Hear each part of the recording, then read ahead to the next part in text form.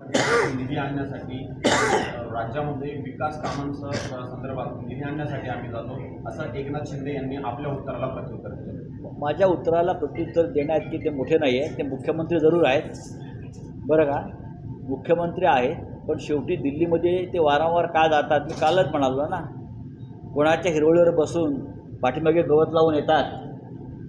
इथे निधी आणणं आणि दौलतजाद्याला बसणं यात फरक आहे, बरं का.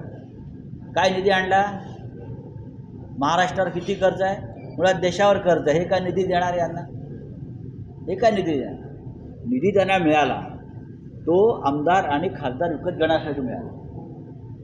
आमदारांचे 50 कोटी आणि खासदारांचे प्रत्येकी 100 कोटी हा निधी त्यांना दिल्लीतून नक्कीच मिळालेला आहे आणि ते मान्य करते.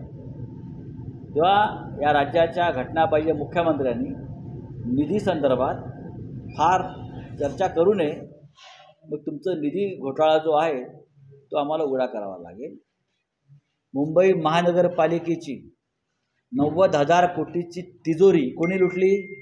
त्याला निधी आणणं म्हणतात का? आपण ज्या ठेवी ठेवल्या होत्या मुंबई महानगरपालिकेमध्ये मुंबई सुरक्षित ठेवण्यासाठी 90,000 कोटी, बरोबर विनायकजी?